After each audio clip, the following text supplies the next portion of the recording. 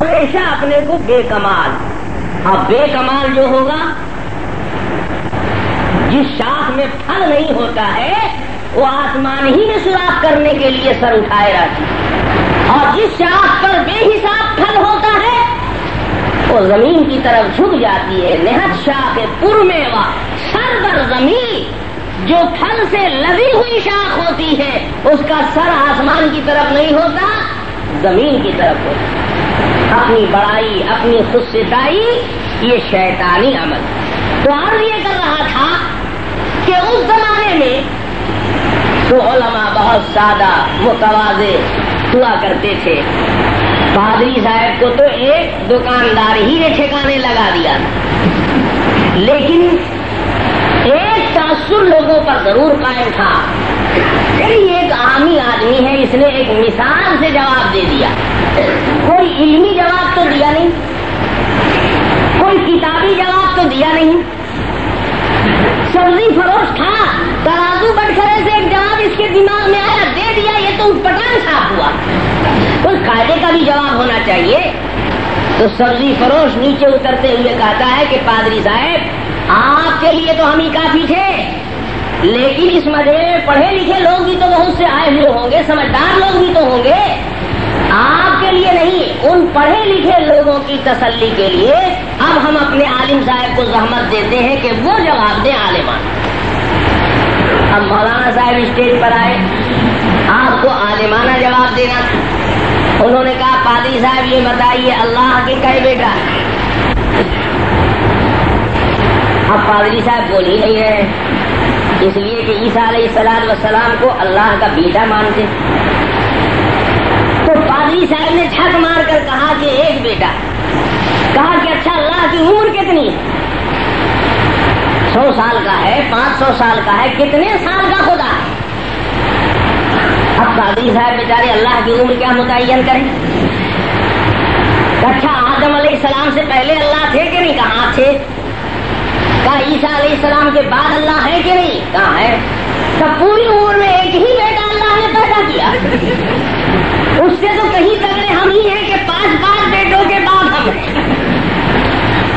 تمہارا خدا اتنا کمزور کہ ہزاروں سال کا چانس اور موقع ملا لیکن ایک ہی اولاد۔ معلوم یہ ہوا کہ وہ اولاد نہیں ہے خدا کی، زبردستی تم خدا کے سر تھوپ رہے ہو۔ خدا کو اولاد پیدا کرنا ہوتا تو اتنی اولاد اس کی ہوتی کہ کوئی گنتی اور شمار نہیں کر سکتا۔ اس لیے تمہارا یہ عقیدہ باطل ہے کہ عیسیٰ علیہ السلام اللہ کے بیٹے ہیں، اور تم کہتے ہو کہ عیسیٰ علیہ السلام کی نبوت متفق علیہ ہے۔ مسلمان بھی جانتے ہیں عیسیٰ علیہ السلام کو نبی۔ کون عیسیٰ کی تم بات کرتے ہو؟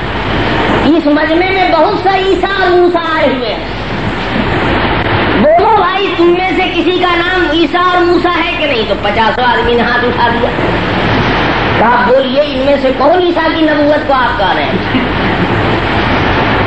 اب پادری صاحب بالکل حواس باختہ کہنے لگے ارے مولوی صاحب آپ کیا پوچھ رہے ہیں؟ آج کے زمانے کی عیسیٰ موسیٰ کو نہیں بتا رہے ہم، اور جو پیغمبر تھے روح اللہ جن کو آپ مانتے ہیں ان کا، اچھا ان کے بارے میں پوچھ رہے ہیں؟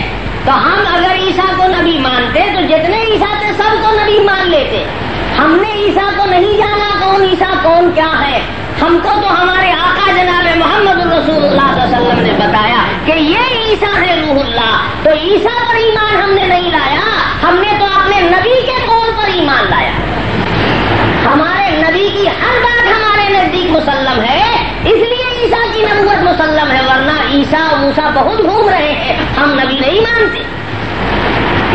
تو عیسیٰ علیہ السلام کی بھی نبوت متفق علیہ نہیں ہے، بلکہ میرے نبی کا ہر قول متفق علیہ، ہر بات مسلم ہے۔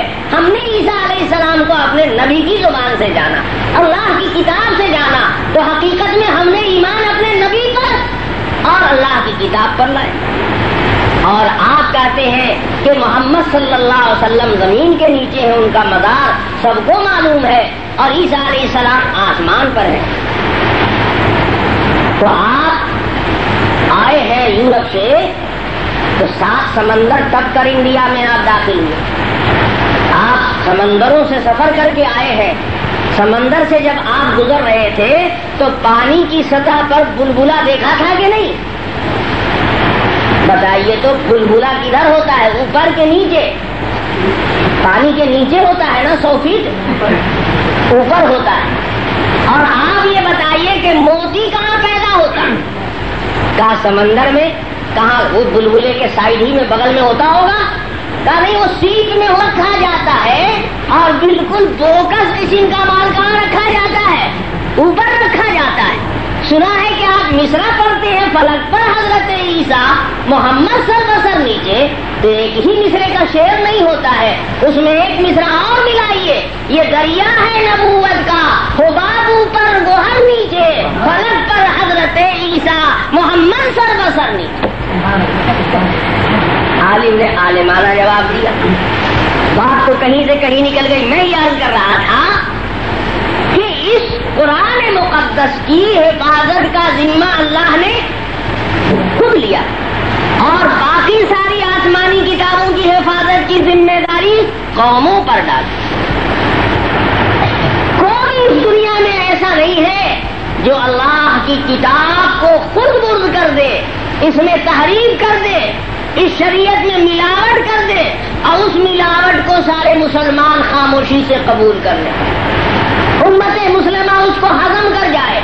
یہ ہو ہی نہیں سکتا، ممکن نہیں ہے، ناممکن ہے، اس لیے کہ یہ معاملہ امت کے ہاتھ میں نہیں ہے۔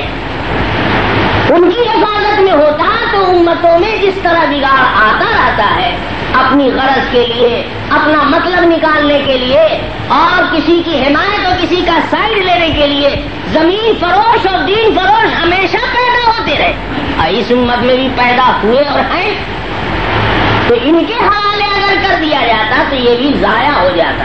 اللہ پاک نے کہا کہ انا لہو لحافظون، اس کی حفاظت ہم کریں گے۔ دیکھیے اللہ کیسے کیسے حفاظت کرتے، جاہی سبزی فروش سے اللہ نے حمایت کروا لیا، بے دین فاجر بے نمازی شرابی کبابی اس سے اللہ کام لینے پر آتے ہیں تو بڑا بڑا کام لے لیں، اس میں کوئی کمال نہیں، کمال اللہ کی ذات ہے۔ اس لیے انسان کو ہمیشہ اس پر نگاہ رکھنی چاہیے کہ ہمارے اندر اپنا کوئی کمال نہیں ہے، جو ہے اللہ۔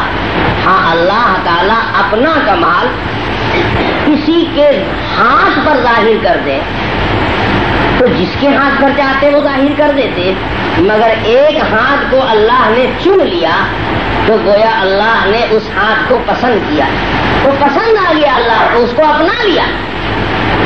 یہ اپنانا اللہ کا اس کے محبوب ہونے کی اور خدا سے قریب ہونے کی دلیل بن جاتا ہے۔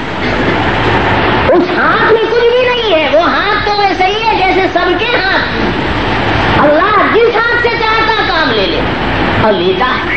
ارے وہ تو کام لینے پر آتا ہے تو مچھروں سے لے لیتا ہے، مچھروں سے وہ کام لیتا ہے جو ٹینکوں سے نہیں ہوتا ہے، بارود سے نہیں ہوتا ہے، بموں سے نہیں ہوتا ہے۔ ساری سپر طاقت اکٹھی ہو گئی اور سب نے نہ جانے کتنے ٹن گرا دیے بم صرف ایک صدام حسین کو مارنے کے لیے، لیکن اتنے ٹن بم فیل ہو گیا اور اپنے زمانے کا صدام حسین کا باپ تھا نمرود، اللہ پاک نے ایک مچھر کو بھیج دیا، قصہ تمام۔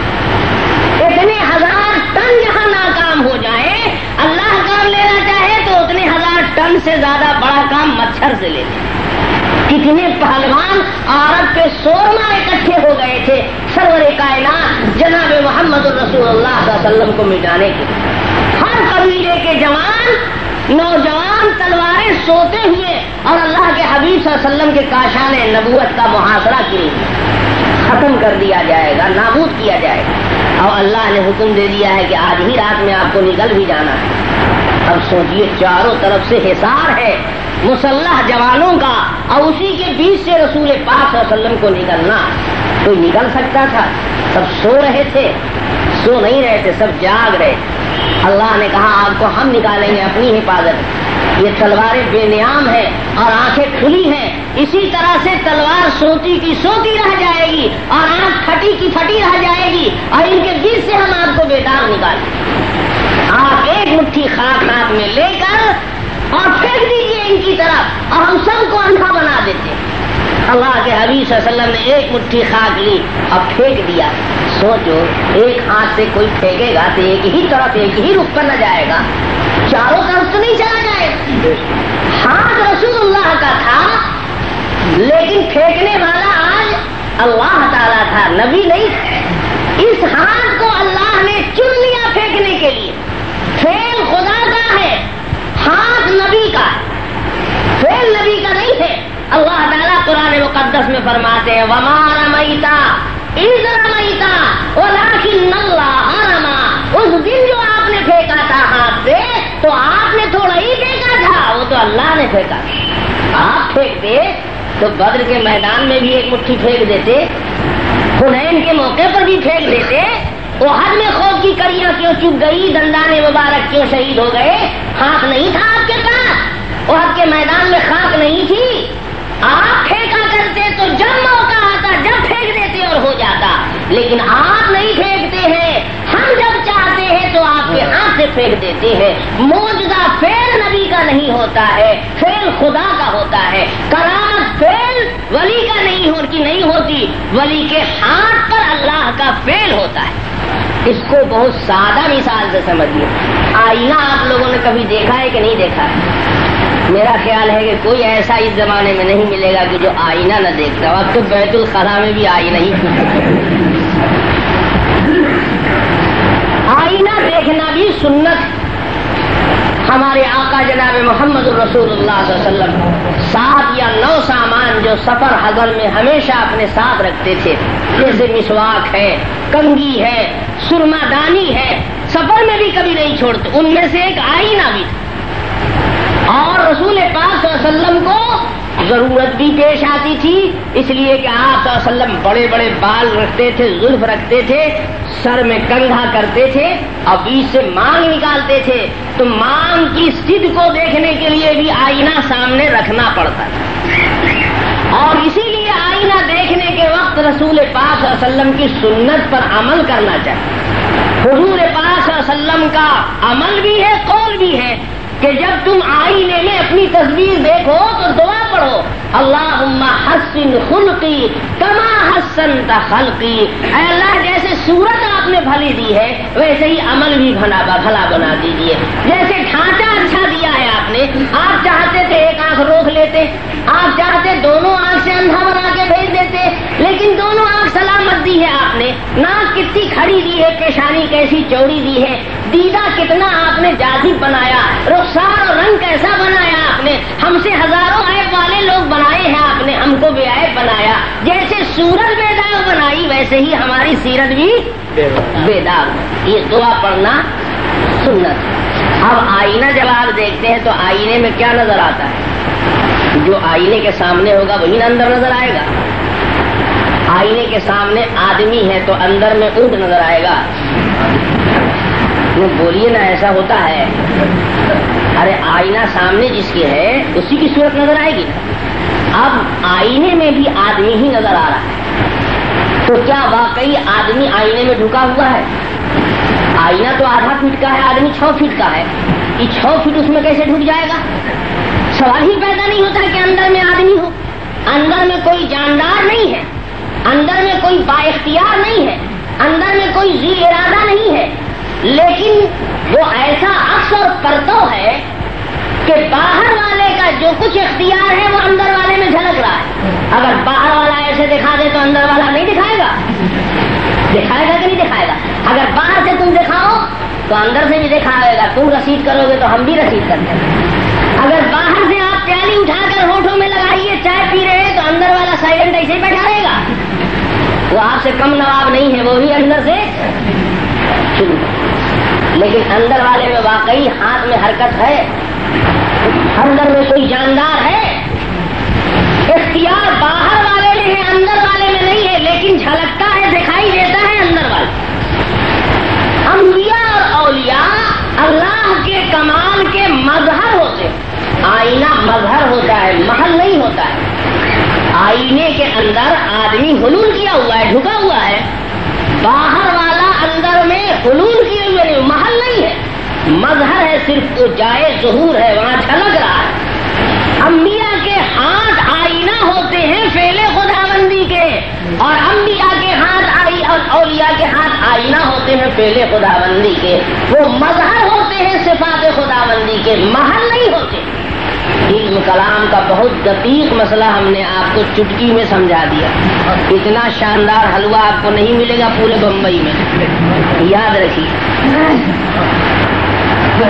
انبیاء اور اولیاء کے ہاتھ میں اختیار نہیں ہے، لیکن ان کا کمال یہ ہے کہ اللہ نے اپنے فعل کو ظاہر کے لیے کرنے کے لیے کسی اور کو آئینہ نہیں بنایا، بنایا تو انہی کو بنایا۔ اس سے معلوم ہوتا ہے کہ یہ اللہ کے چہیتے ہیں۔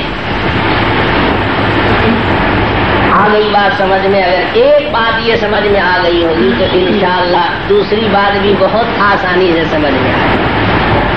اندر والا جب محل نہیں ہے، صرف مظہر ہے آئینہ، تو معلوم ہوا کہ خدائی صفت کسی مخلوق میں نہیں ڈھکتی۔ خدا اگر ڈھک جائے یا خدائی صفت کسی میں سما جائے تو مخلوق فنا ہو جائے، اس لیے کہ خدا اور اس کے جملہ صفات لامحدود، اس کا کوئی کمال محدود نہیں ہے، اس کو آگے پیچھے سے سائڈ سے گھیرا نہیں جا سکتا ہے، احاطہ نہیں کیا جا سکتا، اور مخلوق کا ہر کمال محدود ہے، اس لیے کہ اس کا وجود ہی محدود ہے۔ ایک طرف پہلے بھی آدم تھا اور پھر بعد میں بھی آدم ہے، بیچ ہی میں بیچارہ موجود ہے نا، تو ادھر بھی حد متعین ادھر بھی حد متعین۔ ایک زمانہ گزرا ہے کہ نہیں تھا اور ایک زمانہ آئے گا کہ نہیں رہے گا، تو دو نہیں کے بیچ میں یہ ہاں ہے۔ اور اللہ پر اس کی صفت پر کوئی زمانہ ایسا نہیں گزرا کہ صفت نہیں تھی، اور کوئی زمانہ ایسا نہیں آئے گا کہ صفت، وہ ہمیشہ سے ہے اور ہمیشہ رہے، اور پورے صفات کے ساتھ اور سارے کمال کے ساتھ ہمیشہ ہے، اور ایسے ہی سارے کمال کے ساتھ۔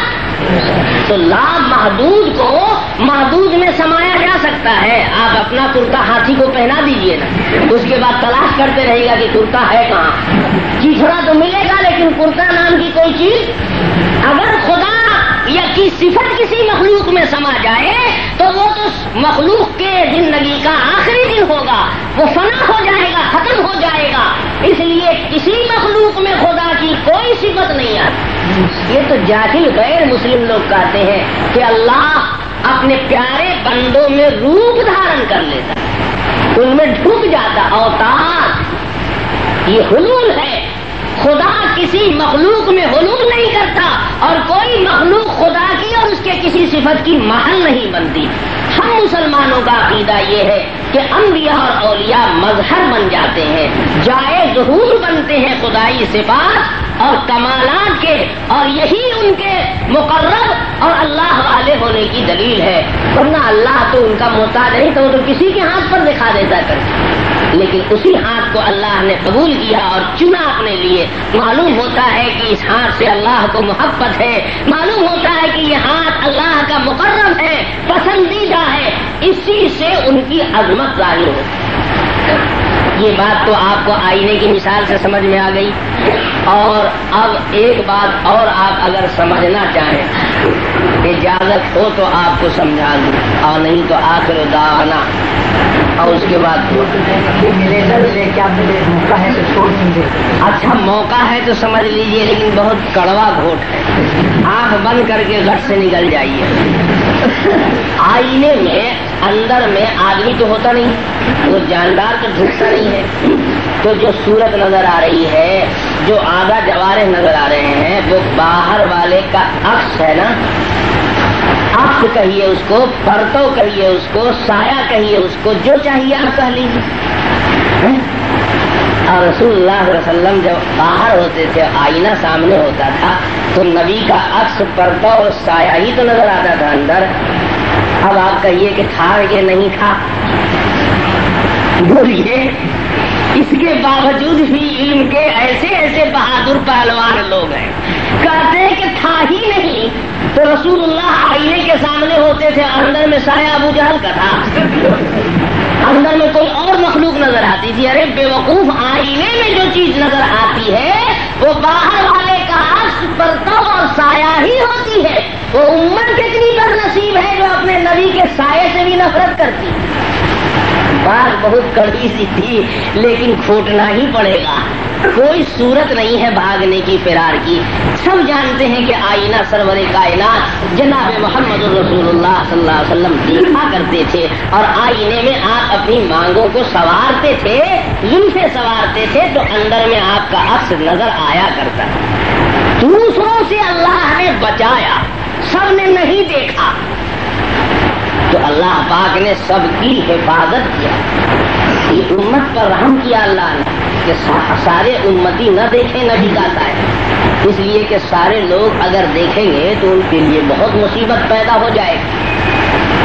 جس طرح نبی کا احترام کرتے ہیں, نبی کے سائے کا بھی احترام کرنا پڑے گا یا نہیں؟ اگر اللہ کے رسول اس راستے سے جا رہے ہیں تو سایہ پورے راستے پر اگر پڑ رہا ہے تو روڈ اور راستہ جام ہوگا یا تم اس پر پاؤں رکھ کر پار ہو جاؤ. اللہ نے کہا تم کو دیکھنے ہی نہیں دیں گے کہ تم سے بے حرمتی پیدا ہو اور توہین کا تم کو خطرہ پیدا ہو. دیکھو گے تب نہ احترام کے لیے رکو گے. اور اللہ نے اس لیے بھی سب کو نہیں دیکھنے دیا کہ سایہ کبھی کبھی قد سے زیادہ ہوتا. آپ سورج نکلتے وقت کھڑے ہو تو آپ کا قد اتنا ہی لمبا نظر آئے گا جتنے آپ ہیں. آپ 6.5 فٹ کے ہیں لیکن روڈ پر آپ 14 فٹ نظر آئے. اور جانتے ہیں کہ راستوں میں غلاظتیں بھی پھینکی ہوتی ہیں, کھائیوں میں نجاستیں بھی پھینکی ہوتی ہیں. اگر اللہ کے رسول کا سایہ عمومی طور پر دکھائی دیتا تو پیشاب پر, کہانے پر, کوڑے پر بھی پڑتا. اللہ نے کہا کہ ہم اپنے نبی کی بے حرمتی ایسے نہیں ہونے دیں. پیشاب پر, کہانے پر, کوڑے پر بھی پڑتا. اللہ نے کہا کہ ہم اپنے نبی کی بے حرمتی ایسے نہیں ہونے دیں. دکھائی نہ دینا کسی چیز کا نہ ہونے کی دلیل نہیں ہے. اس کائنات میں بہت سی چیزیں موجود ہیں لیکن دکھائی. ارے آپ ہماری آواز کو سن رہے ہیں کہ نہیں سن رہے اور دیکھ بھی رہے ہیں. تو اب اگر 20 آدمی کے ساتھ ہم نے آواز نہیں دیکھا تو اس کا مطلب کہ ٹھیک ہی نہیں آواز. یہ عجیب حماقت اور بیوقوفی کی بات ہے. موجود ہونا اور چیز ہے اور نظر نہ آنا اور چیز ہے. اس سے معلوم ہوا کہ جن روایات میں آتا ہے کہ نہیں دیکھا گیا وہ بھی ٹھیک, سب لوگ عام طریقے سے نہیں دیکھ پائے, اور جن سے معلوم ہوتا ہے کہ تھا وہ بھی ٹھیک. اللہ کے رسول صلی اللہ علیہ وسلم آئینے میں دیکھتے تھے اور ایک مرتبہ صلاۃ کسوف پڑھا رہے تھے تو جنت سامنے آ گئی, انگور کے خوشے نظر آئے اور اللہ کے رسول آگے بڑھے اور پھر اچانک پیچھے آ گئے. نماز ختم ہونے کے بعد صحابہ نے پوچھا کہ یا رسول اللہ, کبھی نماز کی حالت میں اس طرح آگے بڑھ کر پیچھے ہٹتے ہوئے آپ کو نہیں دیکھا, کیا بات؟ حضور نے فرمایا رائے تو ذلی و ذلکم, آج تمہارا اور اپنا سایہ جنت میں دیکھ لیا. اب کچھ لوگ کہہ دیتے صاحب نور تھے اس لیے سایہ ہی نہیں. یہ عجیب فلسفہ ہے. خدا جانے قرآن کی کس آیت میں کس حدیث میں لکھا ہوا ہے کہ نور کا سایہ نہیں ہوتا. ارے نبی سے پڑھ کر تو خدا نور, خدا کا نور ہونا وہ تو نور مجرد ہے. اللہ نور السماوات والا, لیکن اس کے باوجود حدیث پڑھو رسول اللہ صلی اللہ علیہ وسلم فرماتے ہیں 7 قسم کے لوگ ایسے ہیں کہ حشر کے میدان میں جب کہیں سایہ نہیں ملے گا تو اللہ ان 7 قسم کے لوگوں کو اپنے سائے میں جگہ. یوم لا ذل الا ذلہ, یہ وہ دن ہوگا کہ کوئی سایہ نہ ہوگا سوا خدا کے سائے. اللہ بھی نور, پھر بھی اس کا رسول اللہ کہتے ہیں سایہ. یہ فلسفہ ہی سرے سے غلط ہے کہ نور کا سایہ نہیں ہوتا, اور یہ فلسفہ بھی غلط ہے کہ جس کا سایہ نہ ہو وہ لازماً نور ہی ہو جائے. سایہ نہیں ہے لیکن وہ نار بھی ہے. بولیے آپ میں سے کتنے نے شیطان کا سایہ دیکھا؟ نہیں دیکھا ہو تو دکھا دیں گے. تو سایہ نہ ہونے کا مطلب کہ یہ بھی نور سے پیدا ہوا ہے. یہ سب عقل کی گڑھی ہوئی باتیں ہیں. جو فیکٹ اور فائنل چیز ہے وہ یہ ہے کہ عام طریقے سے دیکھا نہیں گیا لیکن کبھی کبھی خاص موقع سے دیکھا بھی گیا, تو اب اس میں کوئی استبعاد نہیں ہے. اللہ تبارک و تعالی یہ چند لمحہ ہمارا آپ کا بیٹھنا سننا قبول فرمائے. جو باتیں اس میں آ گئی ہیں، جو کام کی بات ہو اللہ تعالیٰ اسے دلوں میں اتار دے، اور جو بات سبقت لسانی سے کسی غلطی سے آ گئی ہو اللہ پاک اس سے درگزر فرمائے. آپ ہم سب دعا فرما لیں اور دعا فرما کر آپ سب تشریف لے جائیں گے یہاں سے. اور میں نے آپ کو بتا ہی دیا ہے کہ میں کس مقصد سے یہاں آیا ہوں، تقریر کے لیے تو نہیں آیا. یہ سب بزرگ جو لوگ ہیں ان کے تعمیل حکم میں یہ بیان ہو گیا. اس کا سب ثواب انہی کے نام اعمال میں جائے. اب آپ لوگ دعا کریں گے تو شاید کچھ مل جائے مجھ کو بھی. درود پاک پڑھیے دعا کے لیے. اللهم صل على محمد وعلى آل محمد كما صليت على إبراهيم وعلى آل إبراهيم إنك حميد مجيد. اللهم بارك على محمد وعلى آل محمد كما باركت على إبراهيم وعلى آل إبراهيم إنك حميد مجيد. پروردگار عالم ہم سب کی مغفرت کا فیصلہ فرما. اے اللہ ہماری خطاؤں سے درگزر فرما، ہمارے گناہوں کو معاف فرما. اے اللہ ہم سب پر نظر کرم فرما. اے اللہ ہم تجھ سے اپنے اعمال کا معاوضہ نہیں چاہتے. ہمارے پاس کوئی عمل ایسا نہیں ہے کہ ہم تیری خدمت میں تیری بارگاہ میں پیش کریں، بلکہ ہم تجھ سے تیری رحمت کا سوال کرتے ہیں. اے اللہ ہم خالی ہاتھ تیری بارگاہ میں حاضر ہوئے ہیں، تیرے در پر سوالی ہاتھ پھیلائے ہوئے آئے ہیں. اے اللہ ہمیں محروم و خالی ہاتھ واپس نہ فرما. پروردگار عالم تیرے سوا ہم کسی در کو نہیں جانتے ہیں. اے اللہ تو بھی دھتکار دے گا تو تو ہی بتا ہم کس دروازے پر جائیں اور کہاں سے مغفرت طلب کریں. اے اللہ ہم سب کی مغفرت فرما دے. اللہ ہمارے گناہوں کو بخش دے، ہماری دعاؤں کو قبول فرما. اے اللہ ہمیں دونوں جہان کی سعادتوں سے مالا مال فرما، ہمیں اعمال خیر کی توفیق عطا فرما. اے اللہ ہمیں دیندار بنا دے، دین کو ہمارے گھروں کے اندر اللہ اتار دے. اے خداوندہ جہاں جہاں دینی کام ہو رہے ہیں اور جو ادارے دینی کاموں میں لگے ہوئے ہیں، اے اللہ ان کے کارکنان کو، ان کے معاونین کو تو دین و دنیا کی رحمت و سعادت سے نواز. اے اللہ ان کے مال و اولاد میں برکت عطا فرما دے. اے اللہ ان کے راستے کی رکاوٹوں کو دور فرما دے. اے اللہ ان کے حوصلوں کو بلند فرما، ان کے ہمت کو توانائی عطا فرما دے. اے اللہ ان کے لیے وسائل غیب سے مہیا فرما دے. اے اللہ ان کی محنتوں کو قبول فرما دے. پروردگار عالم سارے عالم کے مسلمانوں پر نظر کرم فرما دے، سب کی مغفرت فرما دے. اے اللہ جتنے کفار و مشرکین و دشمنان اسلام ہیں، اے اللہ ان سب کی قسمت میں اگر ہدایت مقدر ہے تو انہیں ہدایت عطا فرما دے. اور اے اللہ اگر ان کی قسمت میں ہدایت مقدر نہیں ہے تو اللہ ان کے وجود سے اس روئے زمین کو پاک کر دے. اے اللہ اسلام کا غلبہ فرما دے. اے اللہ کفر کو مٹا دے، شرک کو نابود فرما دے. اے اللہ اپنے حبیب سرور کائنات سرور جناب محمد الرسول اللہ صلی اللہ علیہ وسلم کے صدقے و طفیل میں ہم سب کی مغفرت فرما دے. اے اللہ ان کے دین کو، ان کی سنت کا بول بالا فرما. اے اللہ جتنے حاضرین و غائبین ہیں اور ان سب کو معاف فرما دے. اے اللہ ان سب کی دعاؤں کو قبول فرما، ان سب کی حاجات و ضرورتوں کو، نیک تمناؤں کو پورا فرما، ان کی الجھنوں پریشانیوں اور مصیبتوں کو دور فرما دے. اے اللہ تیرے لیے کوئی مشکل نہیں ہے، سارے مشکلات تیرے لیے آسان ہیں، یہ مشکل صرف ہمارے لیے ہے. اے اللہ تیرے خزانے میں کوئی کمی نہیں ہے، تو سب کی مغفرت فرما دے، جب بھی تیری رحمت میں کوئی کمی نہیں آئے گی. اے اللہ ہم تجھ سے تیری رحمت مانگتے ہیں، ہم تجھ سے تیرے نظر کرم کی درخواست کرتے ہیں. اللہ